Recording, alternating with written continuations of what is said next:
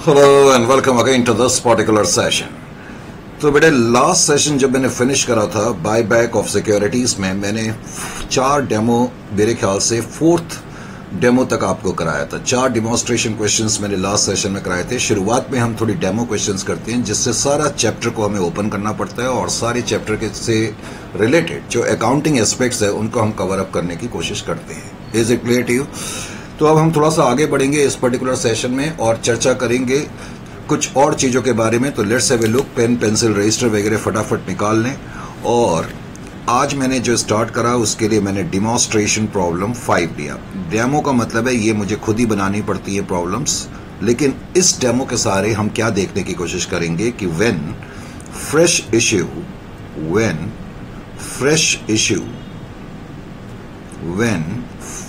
Issue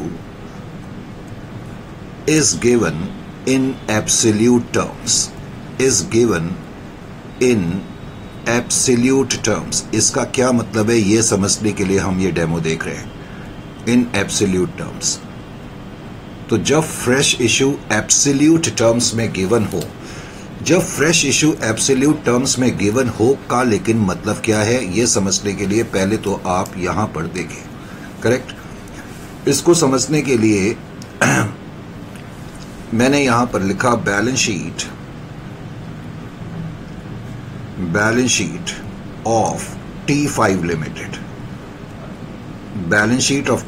limited, as at 31st of 3/2025 को T5 limited नाम की कोई कंपनी है, उसकी बैलेंस शीट आपको गिवन है। बैलेंस शीट में हमेशा की तरह पहले हमने इक्विटी एंड लायबिलिटी साइड के आइटम लिखे। इक्विटी एंड लायबिलिटी मैंने शॉर्ट में E/L लिख दिया, इक्विटी एंड लायबिलिटी साइड।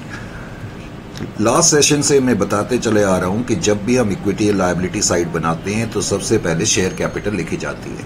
मान लेते हैं कि क्वेश्चन में तुम्हें दिया हुआ है कि ये जो कंपनी है इसके 10,000 इक्विटी शेयर्स हैं, 10,000 इक्विटी शेयर्स, और मान लेते हैं कि ऑफ ₹100 ईच है, ₹100 ईच, यानी कि इस कंपनी की जो इक्विटी शेयर कैपिटल है वो 10 लाख रुपए की है। कितने की है? 10 लाख रुपीस की है। उसके अलावा फिर मैंने इसमें लिखा reserves and surplus. Reserve and surplus के अंदर मैंने आपको कुछ आइटम दिए जिसमें कि मैंने लिखा security premium.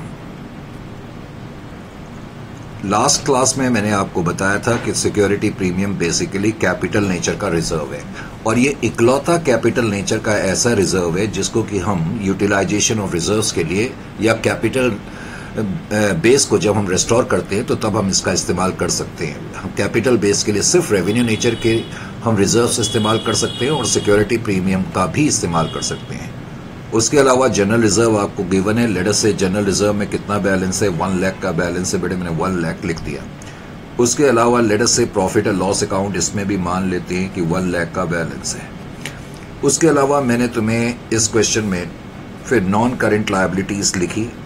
Non current liabilities मान लेते हैं कि 5 लाख की है,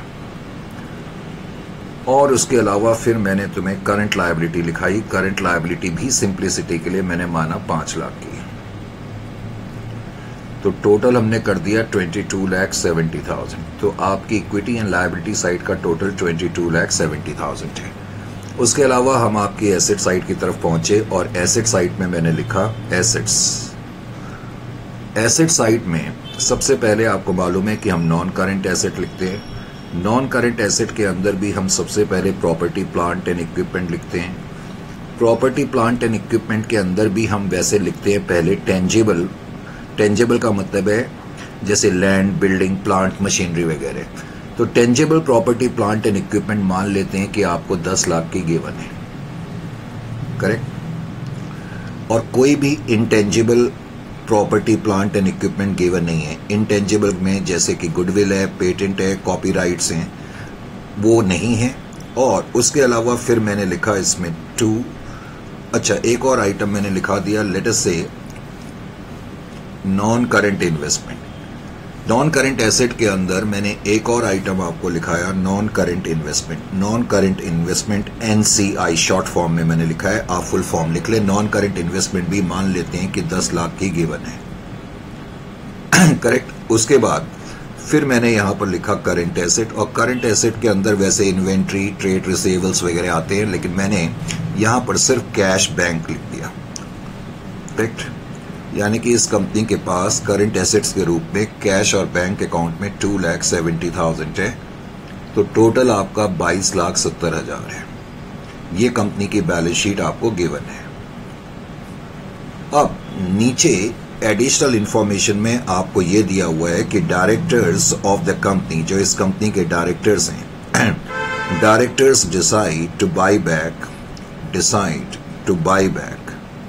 डायरेक्टर ने डिसाइड करा कि हम बाय बैक करेंगे 25% buy back, 25% of share capital. Correct, तो 25% ऑफ इक्विटी शेयर कैपिटल।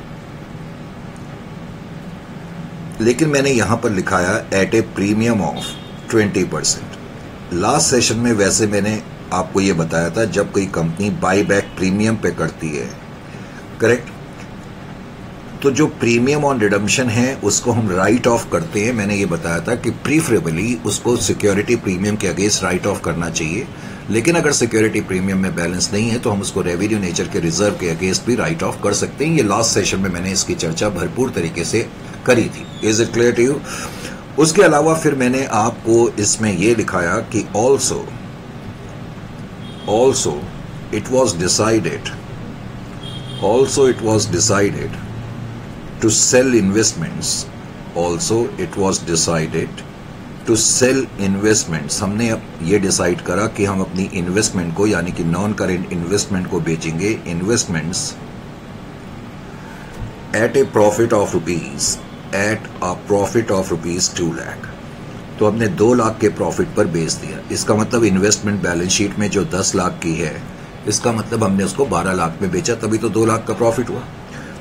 और लास्ट में मैंने एक लाइन लिखाई कि डायरेक्टर्स, और ये लाइन इंपॉर्टेंट है, directors also decide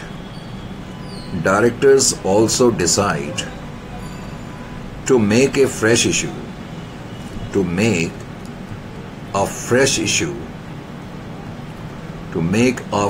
issue of 10% 1,000 preference shares of ₹100 each at par।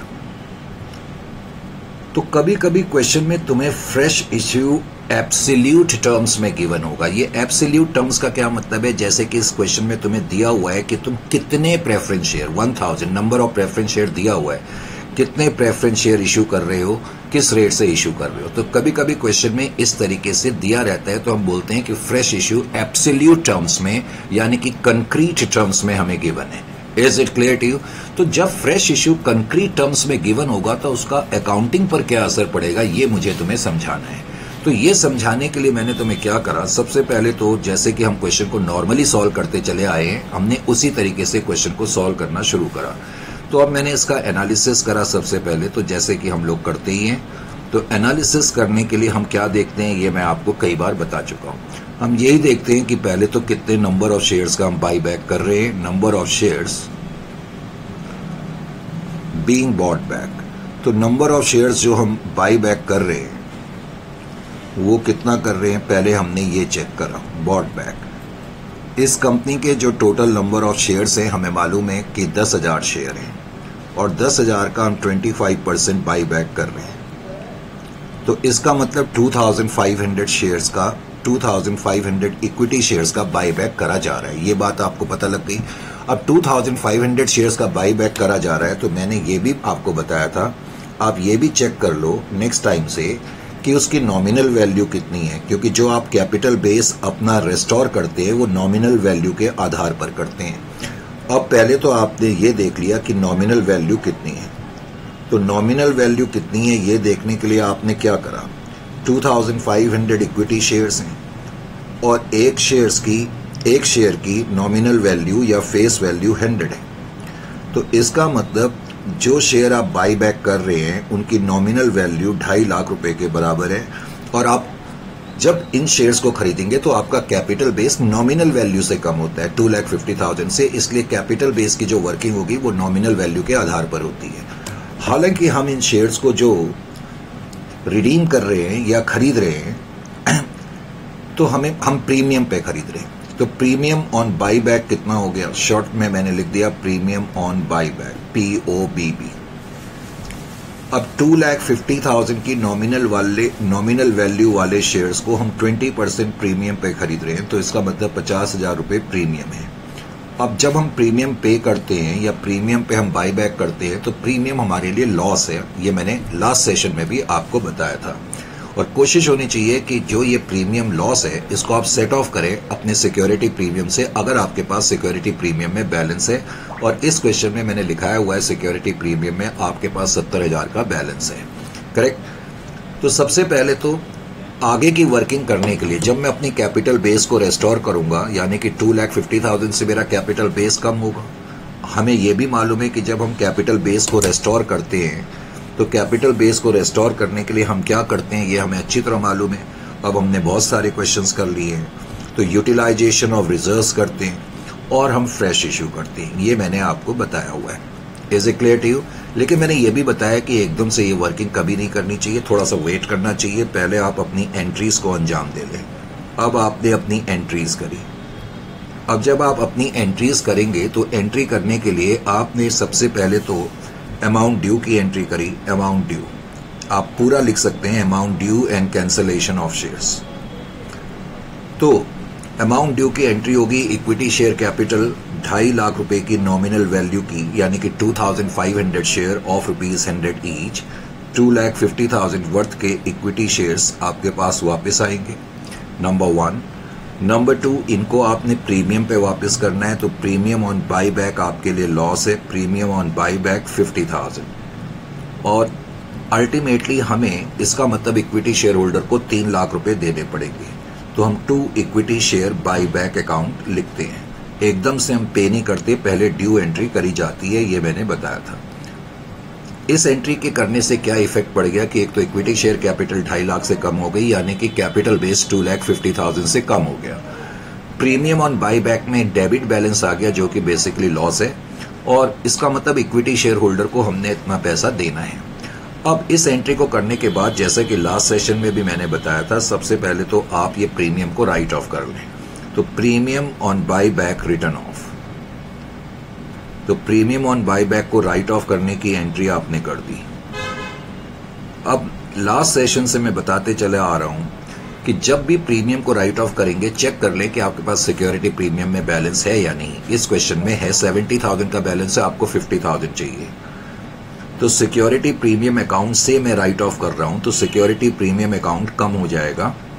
Security premium account में 70,000 है लेकिन मुझे सिर्फ 50,000 चाहिए, और प्रीमियम ऑन बाई बैक जिसमें कि डेबिट बैलेंस है उसको क्रेडिट कर करके मैंने फिनिश अप कर दिया। प्रीमियम ऑन बाई बैक में शॉर्ट में ही लिख देता हूं 50,000। तो इस तरीके से प्रीमियम ऑन बाई बैक ये डेबिट बैलेंस तक क्रेडिट होके खत्म हो गया। लेकिन सिक्योरिटी प्रीमियम में जिसमें कि आपके 70,000 रुपीज थे वो भी 50,000 से कम हो गए, अब उसमें सिर्फ 20,000 का बैलेंस है। इस एंट्री को करने के बाद सेल ऑफ इन्वेस्टमेंट की एंट्री भी मैंने कर दी, सेल ऑफ इन्वेस्टमेंट।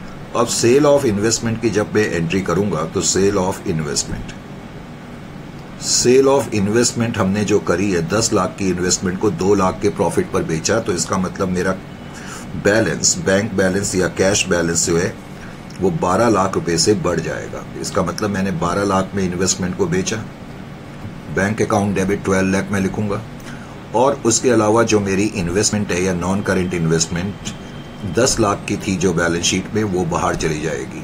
इसका मतलब इन्वेस्टमेंट अकाउंट अब न्यू बैलेंस शीट में नहीं आएगी, 10 लाख की इन्वेस्टमेंट बाहर चलेगी।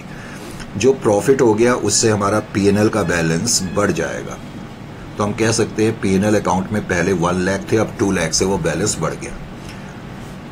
अब आपने नोट क्या करा कि सेल के बाद हम नॉर्मली इस वर्किंग पर आ जाते हैं। अब मुझे 2.5 लाख रुपए की रिप्लेसमेंट करनी है, लेकिन इस क्वेश्चन में वैसे तो मैंने बताया था जब हम रिप्लेसमेंट करते हैं तो नॉर्मली हम पहले यूटिलाइजेशन ऑफ रिजर्व्स को देखते हैं। यूटिलाइजेशन ऑफ रिजर्व्स को यूज करने के बाद अगर कुछ कमी होती है तो हम तब फ्रेश इश्यू करते हैं, यानी कि हम नॉर्मली पहले यूटिलाइजेशन ऑफ रिजर्व करते हैं और फिर फ्रेश इश्यू करते हैं। लेकिन इस क्वेश्चन में फ्रेश इश्यू एब्सोल्यूट टर्म्स में गिवन है। तो एब्सोल्यूट टर्म्स में गिवन है का मतलब है पहले मैं फ्रेश इश्यू को देखूंगा। Are you getting my point और नॉट? तो इसका मतलब जब फ्रेश इश्यू एब्सोल्यूट टर्म्स में होगा, पहले आप फ्रेश इश्यू का काम करेंगे और फिर यूटिलाइजेशन ऑफ रिजर्व्स को देखेंगे। ये बात समझ में आनी चाहिए। अब फ्रेश इश्यू जो हमने करा है, क्वेश्चन में दिया हुआ है कि हमने 10% प्रेफरेंस शेयर कैपिटल इश्यू करे हैं, 1000 शेयर इश्यू करे हैं और 1000 शेयर हमने जो है वो 100 रुपए वाले इश्यू करे हैं। इसका मतलब फ्रेश इश्यू जब मैं करूंगा तो मेरी रिप्लेसमेंट फ्रेश इश्यू के थ्रू 1 लाख की हो जाएगी। तो अब मुझे सिर्फ 1,50,000 रुपीज चाहिए रिप्लेस करने के लिए रिजर्व्स में से। इसका मतलब अब आपकी समझ में आ गया होगा कि जो मैं आपको कहना क्या चाहता हूं कि whenever fresh issue will be given in the question, in that case fresh issue will be considered first for restoration of capital base। मैं लिख भी देता हूं। तो whenever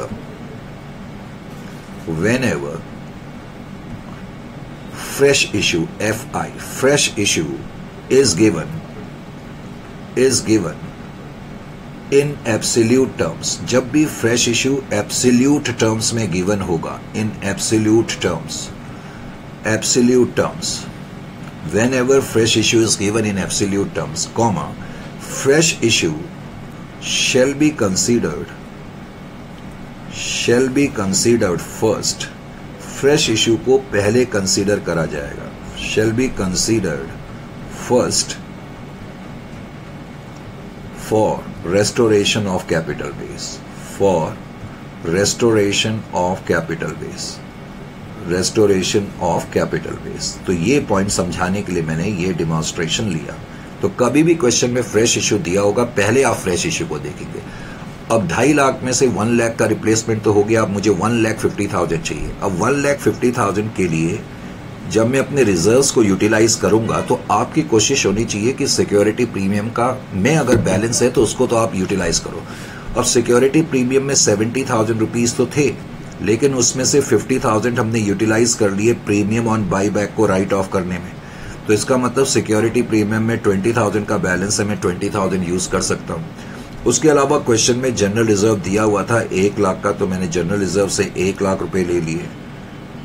अब ध्यान ये रखना है कि मुझे सिर्फ 1,50,000 और चाहिए। देखो 1 लाख की रिप्लेसमेंट तो हो चुकी है ना 2,50,000 में से, तो मुझे 1,50,000 चाहिए। 1,50,000 में से 1,30,000 की रिप्लेसमेंट हो गई तो 1,20,000 की हो गई। अब मुझे 30,000 रुपीज और चाहिए, वो मैंने प्रॉफिट एंड लॉस अकाउंट से ले लिए। तो इसका मतलब मैंने रिजर्व से अब टोटल 1,50,000 रुपीज इस्तेमाल कर लिए रिप्लेसमेंट के लिए। और फ्रेश इश्यू से मैं बता ही चुका हूं कि 1 लाख की रिप्लेसमेंट आपकी हो रही है। Is it clear to you और not?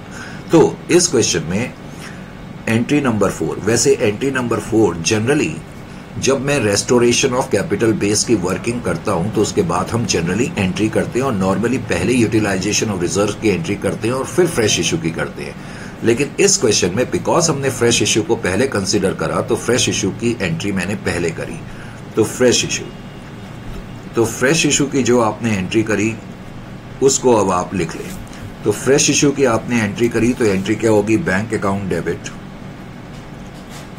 To 10% preference share capital account. तो to 10% preference share capital account.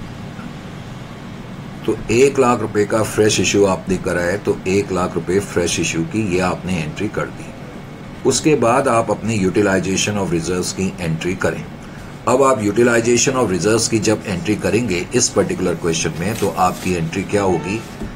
Entry number 5 utilization of reserves.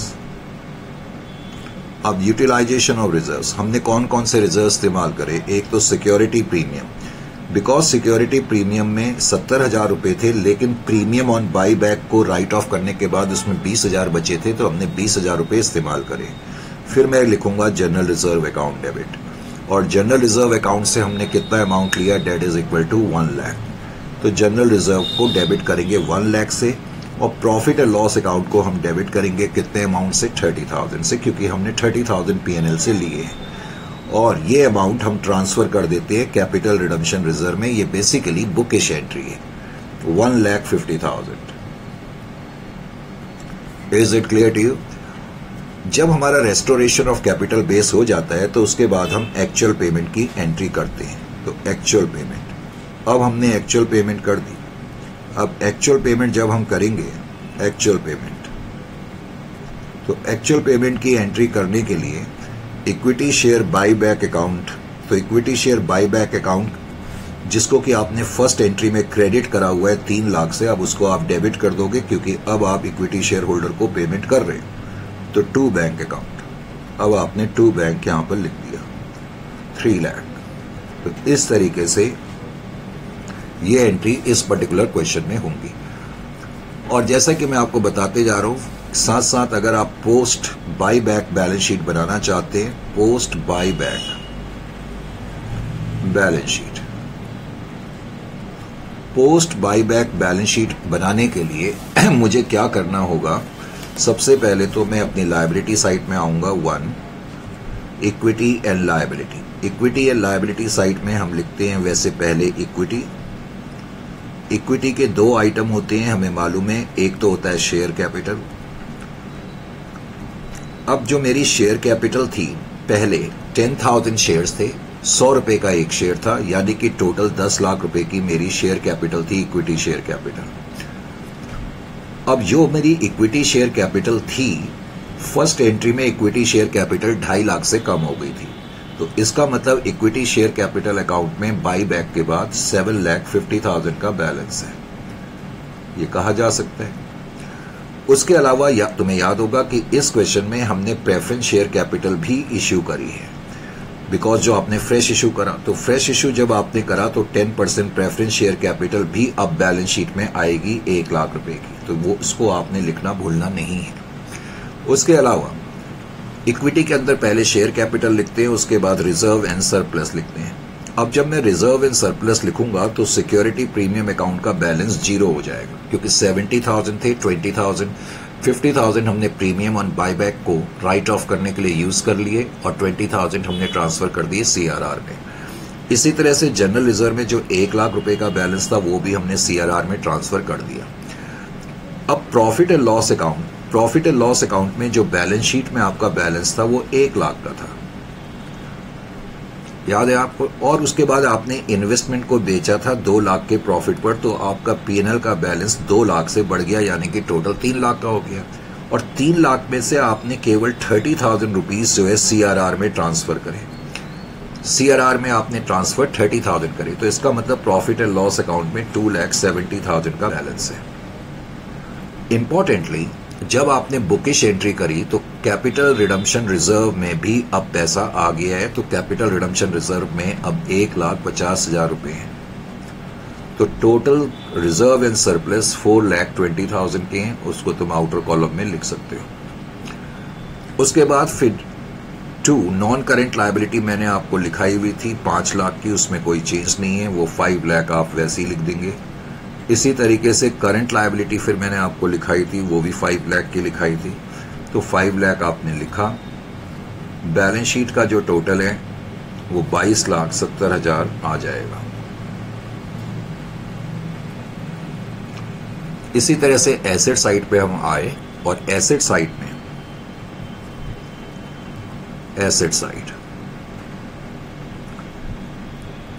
Asset side में सबसे पहले हमने नॉन करेंट एसेट लिखे। नॉन करेंट एसेट के अंदर भी property plant and equipment, property plant and equipment जो कि टेंजिबल मैंने आपको लिखाए थे। अब टेंजिबल मैंने आपको लिखाए थे 10 लाख के, तो उसमें तो कोई चेंज नहीं है। 10 लाख के टेंजिबल एसेट थे, अभी भी वो 10 लाख के ही हैं, उसमें तो कोई चेंज है नहीं, इजंट इट और नॉट। उसके बाद intangible property plant and equipment थे ही नहीं, लेकिन आपकी नॉन करेंट इन्वेस्टमेंट थी। अब non current investment new balance sheet के अंदर नहीं आएगी। नॉन करेंट इन्वेस्टमेंट क्यों नहीं आएगी? क्योंकि वो इन्वेस्टमेंट आपने बेच दी। अब करेंट एसेट्स के अंदर मैंने आपको सिर्फ कैश बैंक का बैलेंस लिखाया हुआ था। कैश और बैंक में आपको याद होगा कि आपका बैलेंस जो मैंने लिखाया था इससे पहले 2,70,000 का बैलेंस लिखाया था। अब कैश और बैंक का आपने थोड़ा ध्यान रखना है। आपको याद होना चाहिए कि आपने अपनी इन्वेस्टमेंट को बेचा तो आपने एंट्री लिखी थी bank account debit to investment to PNL. तो इन्वेस्टमेंट को बेच करके 12 लाख से आपका बैंक बैलेंस बढ़ गया था। तो टोटल अब कितने हो गए? 14,70,000। उसके बाद आपने 1 लाख का फ्रेश इशू भी करा था। 1 लाख जब आपने प्रेफरेंस शेयर कैपिटल इशू करे तो बैंक का बैलेंस 1 लाख से और बढ़ जाएगा। टोटल हो गए 14,70,000 और उसमें से फिर आपने 3 लाख की पेमेंट कर दी, एक्चुअल कैश पेमेंट जो आपने लास्ट एंट्री में करी है। तो इस तरह से इसका जो बैलेंस बच रहा है 12,70,000 का बच रहा है। तो इस तरह से बैलेंस शीट का टोटल जो आपका आ जाएगा 22,70,000 आएगा। तो मेन पॉइंट आपको मालूम होना चाहिए कि जब हम फ्रेश इशू करते हैं एब्सोल्यूट टर्म्स में, उसमें हमें क्या करना होता है। एब्सोल्यूट टर्म का मतलब है क्लियरली आपको क्वेश्चन में गिवन है कि कितने नंबर ऑफ प्रेफरेंस शेयर हम इशू कर रहे हैं और किस रेट से इशू कर रहे हैं। तो ऐसी सिचुएशन में जब हम रेस्टोरेशन ऑफ कैपिटल बेस करते हैं तो पहले हम फ्रेश इशू को कंसीडर करेंगे, उसके बाद यूटिलाइजेशन ऑफ रिजर्व्स को कंसीडर करा जाता है। फिर नेक्स्ट मैंने एक डेमो और लिया और इस डेमो में मैंने आपको क्या लिखा है, डेमो 6। इस डेमोन्स्ट्रेशन क्वेश्चन में मैंने आपको लिखा है when shares are bought back at a discount, when shares are bought back, when shares are bought back at a discount। तो जब कोई कंपनी बाई बैक करती है डिस्काउंट पे तो जाहिर है कंपनी को फायदा होगा, क्योंकि जब हम प्रीमियम पे करते हैं तो कंपनी को नुकसान होता है। शेयर्स को डिस्काउंट पे खरीदा जा सकता है, हालांकि थ्योरेटिकली स्पीकिंग, कहने के लिए तो हम कहते हैं, वैसे प्रैक्टिकल लाइफ में ऐसा होना बहुत मुश्किल होता है। खैर एनीवे, अगर कोई कंपनी ये डिसाइड करती है कि हम अपने शेयर्स को डिस्काउंट पे बाई बैक करेंगे तो तब क्या होगा। पहले तो मैंने इसमें आपको एक क्वेश्चन लिखा है, फिर मैं आगे बताता हूँ। डेमो मैंने लिखा है डेमो 6। इसमें मैंने ये लिखाया कि लेट अस से T6 नाम की कोई कंपनी है, T6 लिमिटेड बॉट बैक, मान लेते हैं T6 लिमिटेड नाम की कंपनी ने बाई बैक करा, bought back 50,000 equity share, 50,000 equity shares का उन्होंने बाई बैक करा, करेक्ट, ऑफ ₹10 ईच। और हम ये भी मान लेते हैं जो शेयर है उसकी नॉमिनल वैल्यू 10 रुपए की है या फेस वैल्यू 10 रुपए की है, 10 each eight a discount of 10%। लेकिन हम जो बाई बैक कर रहे हैं eight a discount of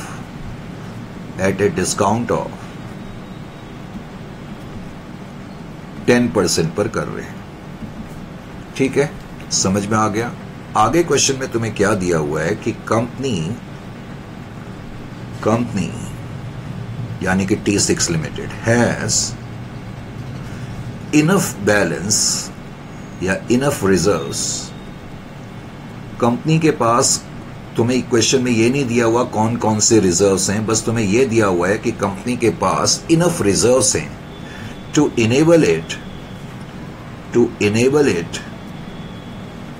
to comply with to enable it to comply with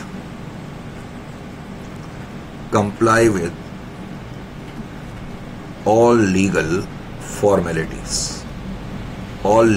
formalities।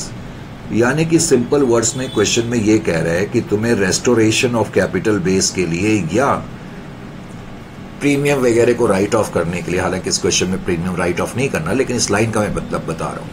इसका मतलब यह है कि आपके पास इनफ रिजर्व है जितने भी आपको चाहिए, यानी कि आपको चिंता करने की जरूरत नहीं कि रिजर्व्स में पैसा है या नहीं, क्योंकि अमाउंट नहीं दिया हुआ, सिर्फ ये लिखा हुआ है।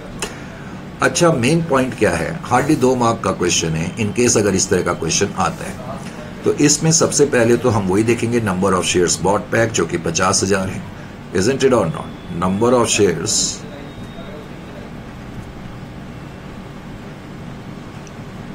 Being bought back. तो नंबर ऑफ शेयर्स जो आप वापस ला रहे हैं वो 50,000 है, इसमें तो कोई डाउट नहीं है, 50,000 है। अब जैसा कि हम हमेशा करते हैं, हमने रूल वही अपनाना है। हम ये देखते हैं उसकी नॉमिनल वैल्यू कितनी है, तो हमने देखा उसकी नॉमिनल वैल्यू, इस केस में नॉमिनल वैल्यू, अब नॉमिनल वैल्यू जो है वो 50,000 शेयर हम खरीद रहे हैं, वो कह रहा है क्वेश्चन में डायरेक्टली तुम्हें यह दिया हुआ है कि तुम 50,000 शेयर खरीद रहे हो और उनकी नॉमिनल वैल्यू 50,000 इंटू 10 है, इसका मतलब 5 लाख की है। लेकिन जब हम इनको वापस करेंगे, अब की बार एट ए डिस्काउंट पर वापस कर रहे हैं, हम इनको खरीद रहे हैं एट ए डिस्काउंट पे, तो डिस्काउंट कितना हो गया? 5 लाख रुपए की नॉमिनल वैल्यू है और 10% डिस्काउंट पर तुम खरीद रहे हो, तो इसका मतलब 50,000 रुपए का डिस्काउंट हो गया। यानी कि जब तुम एक्चुअल पेमेंट करोगे 4.5 लाख रुपए की करोगे, 5 लाख के शेयर आपके पास वापस आएंगे, लेकिन इक्विटी शेयर होल्डर को 4.5 लाख रुपए दोगे। अब इस क्वेश्चन में बिकॉज किसी सेल ऑफ एसेट के बारे में कोई इंफॉर्मेशन नहीं है, तो तुम अपनी वर्किंग जो रेस्टोरेशन की करते हो वो तुम डायरेक्टली कर सकते हो। देखो, याद ये रखना, भले ही मैं शेयर को डिस्काउंट पे वापस करूं या प्रीमियम पे वापस करूं, मेरी जो शेयर कैपिटल कम होती है वो नॉमिनल वैल्यू से होती है। इसलिए जो रिप्लेसमेंट करी जाती है वो हमेशा नॉमिनल वैल्यू को देख करके करी जाती है। यानी कि रेस्टोरेशन ऑफ कैपिटल बेस जब हम करेंगे तो नॉमिनल वैल्यू तो 5 लाख की है, क्योंकि हमारा कैपिटल स्ट्रक्चर या कैपिटल बेस 5 लाख से कम हो जाएगा, क्योंकि जब मैं एंट्री लिखूंगा तो इक्विटी शेयर कैपिटल को तो डेबिट मुझे 5 लाख से करना पड़ेगा। Utilization of reserves of fresh issue, इस क्वेश्चन में मैं पहले यूटिलाइजेशन ऑफ रिजर्व्स ही करूंगा, क्योंकि फ्रेश इशू मुझे एब्सोल्यूट टर्म्स में गिवन नहीं है। अब इस क्वेश्चन में मुझे अलग अलग रिजर्व्स भी गिवन नहीं है, लेकिन क्वेश्चन में यह लिखा हुआ है कि हमको जितने भी पैसा चाहिए उतना रिजर्व्स में मौजूद है। वो कह रहा है कंपनी हैज इनफ रिजर्व, तो मुझे 5 लाख रुपए चाहिए, तो मैं मान के चलूंगा कि रिजर्व्स में 5 लाख रुपए मौजूद है। इसका मतलब इस क्वेश्चन में मुझे कोई फ्रेश इशू करने की जरूरत नहीं है, क्योंकि रिजर्व्स में सफिशिएंट बैलेंस है। तो सारी की सारी जो रिप्लेसमेंट है या रेस्टोरमेंट जो कैपिटल बेस की हो गई वो थ्रू यूटिलाइजेशन ऑफ रिजर्व्स हो जाएगी। Is it clear to you? अब इस केस में जब तुम एंट्री करोगे तो पहले ऑफ कोर्स हम अमाउंट ड्यू की एंट्री करते हैं, तो हमने करी amount due and cancellation of shares. तो इक्विटी शेयर कैपिटल अकाउंट जिसकी की नॉमिनल वैल्यू 5 लाख की है, तो आपने देखा एंट्री में तो 5 लाख ही डेबिट हो रहा है ना। 2, अब ध्यान ये रखना है कि आप शेयर होल्डर को अब की बार कितना पैसा देंगे। शेयर होल्डर को अब की बार आपने 4.5 लाख रुपए देने। To equity share buy back के आगे मैं वो अमाउंट लिखूंगा जो मैंने इक्विटी शेयर होल्डर को पे करना है। और अब ऐसा क्यों? क्योंकि हम शेयर्स को बाई बैक कर रहे हैं डिस्काउंट पे। तो डिस्काउंट, अब यहां तुम टू डिस्काउंट मत लिखना। अब डिस्काउंट कंपनी के लिए गेन है और इसको हम लिखेंगे कैपिटल रिजर्व। ये डिस्काउंट नहीं लिखना है, ये कंपनी के लिए गेन है और ये कैपिटल नेचर का गेन है। बेटे, कोई भी गेन अकाउंट्स में कैपिटल नेचर का माना जाता है जब वो बिजनेस के प्रोडक्ट को या बिजनेस की सर्विसेज को रेंडर करे बगैर हासिल होता है। यानी कि यहां में कोई कंपनी अपनी कोई गुड्स नहीं बेच रही है या कोई सर्विसेज रेंडर नहीं कर रही है, तो इसलिए ये जो गेन है कैपिटल नेचर का माना जाएगा। तो कैपिटल रिजर्व में 50,000 रुपए। समझ में आया? तो पहली एंट्री आपकी अब की बार ये हो जाएगी, ये ध्यान रखना है। नॉर्मली इस एंट्री को करने के बाद हम प्रीमियम को राइट ऑफ करने की एंट्री करते हैं, पर क्वेश्चन में कोई प्रीमियम नहीं है। उसके बाद हम सेल की करते हैं, सेल भी नहीं है। उसके बाद हम वर्किंग करते हैं जो हमने पहले ही कर ली है, और वर्किंग के करने के बाद फिर हम यूटिलाइजेशन ऑफ रिजर्व्स की एंट्री करते हैं। तो अब मैं यूटिलाइजेशन ऑफ रिजर्व्स की एंट्री कर दूंगा। तो हमने अब की बार रिजर्व्स इस्तेमाल करे हैं, तो reserves account debit, reserves account debit 5 lakh रुपए के रिजर्व्स हमने इस्तेमाल करे हैं to CRR account, capital redemption reserve account 5 lakh. इस तरीके से आप एंट्री कर देंगे। Is it clear to you? Number 1। उसके बाद जनरली हम फ्रेश इशू की एंट्री करते हैं, लेकिन इस क्वेश्चन में कोई फ्रेश इशू हुआ ही नहीं है, तो इसलिए फ्रेश इशू की एंट्री करने का कोई मतलब नहीं है, ये मैंने वैसे ही लिख दिया। उसके बाद फिर हम एक्चुअल पेमेंट की एंट्री करते हैं। तो अब मैं एक्चुअल पेमेंट की एंट्री कर दूंगा, एक्चुअल पेमेंट। जब मैं एक्चुअल पेमेंट की एंट्री करूंगा, एक्चुअल पेमेंट, तो क्या एंट्री होगी एक्चुअल पेमेंट की? इक्विटी शेयर होल्डर यानी कि इक्विटी शेयर बाई बैक को मैंने कितना अमाउंट पे करना है? 4,50,000 का अमाउंट मैंने पे करना है। तो 4,50,000 मैं लिख दूंगा और मैं लिख दूंगा यहां पर टू बैंक 4,50,000। इस तरीके से आप इसमें करेंगे। जाहिर है इस क्वेश्चन में आपको बैलेंस शीट दी नहीं हुई है तो आप बैलेंस शीट बना नहीं सकते ऐसे क्वेश्चन में। जनरली वैसे भी तुम्हें इसी तरह के क्वेश्चन एग्जामिनेशन में आ रहे हैं करेक्ट बायबैक ऑफ सिक्योरिटी से, जिसमें आपसे एंट्रीज वगैरह पूछी जाएंगी। एक और कॉन्सेप्ट मुझे आपको बताना है, और अगला जो कॉन्सेप्ट है ये डेमो 7 है, लेकिन जो अगला कॉन्सेप्ट मैंने आपको बताया वो है कॉन्सेप्ट है कि buyback of partly paid up share. Buyback of partly paid up shares, partly paid up shares, buyback of partly paid up shares, partly paid up shares. पहले तो मैं इसमें एक डेमो आपको लिखा रहा हूं और उसके बाद फिर मैं इसके बारे में आपको एक्सप्लेनेशन दूंगा। तो ये डेमो है, जो भी है डेमो का नंबर डेमो 7 लिख लो, शायद 7 ही है। तो इसमें मैंने लिखा है कि T7 लिमिटेड नाम की कोई कंपनी है, correct. Decided, T7 limited decides to buy back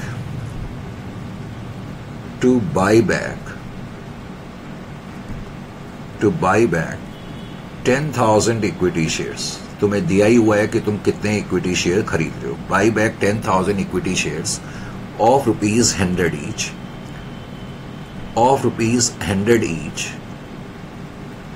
80 paid up. यानी कि ये जो शेयर हैं 10,000 शेयर हैं तो ये ₹100 वाले, और इसका मतलब है कि कंपनी ने अभी तक इसमें सिर्फ ₹80 बुलाए हैं और 80 इस पे पे हुए, यानी कि इन शेयर पे अभी तक ₹20 बुलाए नहीं गए हैं, यानी कि ये पार्टली पेड अप शेयर है। तो 10,000 शेयर्स हैं ₹100 वाले, जिसपे कि 80 पेड अप है। 80 पेड अप का मतलब कंपनी ने अभी तक कॉल ₹80 करे हैं और लोगों ने ₹80 पे कर दिए हैं। तो इन शेयर्स को वो कंपनी जो है खरीद रही है, करेक्ट, बाय बैक कर रही है 80 पेड अप। और पिछले क्वेश्चन की तरह इसमें भी मैंने लिख दिया कि कंपनी हैज, जनरली जब तुम्हें इस तरह के क्वेश्चन मिलते हैं तो उसमें इस तरह की लाइन आप देखोगे कि आपको मिलेगी, company has sufficient reserves, company has sufficient reserves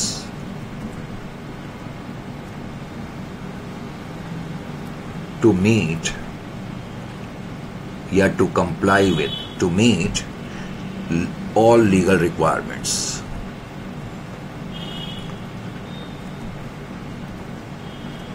तो कंपनी के पास सफिशिएंट बैलेंस है, इसका मतलब है रिजर्व्स में। अब इस क्वेश्चन में मेन चीज आपको क्या मालूम होनी चाहिए, वैसे तो गाइडलाइंस ये हैं कि कोई भी कंपनी बाय बैक नहीं कर सकती है पार्टली पेड अप शेयर्स का। गाइडलाइंस तो ये कहती है कि कोई भी एंटिटी ऐसे शेयर्स का बाय बैक नहीं कर सकती जो पार्टली पेड अप है। तो गाइडलाइन तो ये कहती है, लेकिन अब क्वेश्चन में ये लिखा हुआ है कि ये कंपनी 10,000 इक्विटी शेयर्स को खरीद रही है जो कि पार्टली पेड अप है, और गाइडलाइन ये कहती है कि पार्टली पेड अप शेयर का बाय बैक नहीं करा जा सकता। तो इनडायरेक्टली अब तुम्हें क्या समझना होगा, इसका मतलब है कि इन शेयर्स को बाय बैक करने से पहले कंपनी ने फुल्ली पेड करा होगा, क्योंकि जब तक शेयर फुल्ली पेड नहीं होंगे उनका बाय बैक नहीं हो सकता। तो कभी भी क्वेश्चन में अगर पार्टली पेड अप शेयर का बाय बैक दिया हो तो ऐसे क्वेश्चन में आपको यह समझना है कि इन शेयर्स को पहले आपने फुल्ली पेड करना है, क्योंकि जो पार्टली पेड अप शेयर्स हैं उनका बाय बैक हो नहीं सकता। तो ये माना जाएगा कि इन शेयर को बाय बैक करने से पहले कंपनी ने फुल्ली पेड करा होगा, यानी कि कंपनी ने पहले फुल्ली पेड करा होगा। इसका मतलब आप वही एंट्री लिखेंगे जो आप किसी जमाने में 11-12 में लिखा करते थे, यानी कि जो ₹20 की कॉल अमाउंट बची है पहले तो आप उसकी एंट्री लिखेंगे, और आपकी एंट्री होगी शेयर कॉल अकाउंट डेबिट। कितने शेयर्स बचे हुए हैं, कितने रुपए की कॉल बची हुई है, 20 की। तो हम ये मान के चलेंगे कि इन शेयर को बाय बैक करने से पहले कंपनी ने इनको फुल्ली पेड करा होगा, यानी कि कॉल मनी बुलाया होगा। तो share call account debit 2 lakh. तो तुम कुछ इस तरीके से एंट्री लिखा करते थे, share call account debit to share capital account, isn't it or not, being call money due. तो ये कॉल मनी ड्यू है, फिर आप इसको रिसीव करते थे, तो आपकी दूसरी एंट्री होगी रिसिट ऑफ कॉल मनी। तो जो आप लिखोगे bank account debit to share call account, bank account debit to share call account, to share call account. Is it clear to you? Bank account debit to share call account. तो 2 लाख रुपए आ गए। इसका मतलब ये शेयर अब fully paid हो गए हैं। इसका मतलब अब आप मान के क्या चलोगे कि ये 10,000 शेयर हैं 100 रुपए वाले, जिनको कि आप बाई बैक कर रहे हो। Is it clear to you? तो आप 10,000 शेयर हैं 100 रुपए वाले, अब उनका बाई बैक कर रहे हो, तो अब आपका बाई बैक की एंट्री स्टार्ट हो जाएगी, जो कि आप अमाउंट ड्यू के रूप में लिखते हो। तो अमाउंट ड्यू, अब आपका बाई बैक का प्रोसेस स्टार्ट हो गया। तो अब आप एंट्री लिखोगे equity share capital account debit, 10,000 shares हैं, अब ये फुल्ली पेड हो गए हैं, तो 10,000 शेयर 100 रुपए वाले, इनका बाई बैक अब एक तरीके से हो रहा है।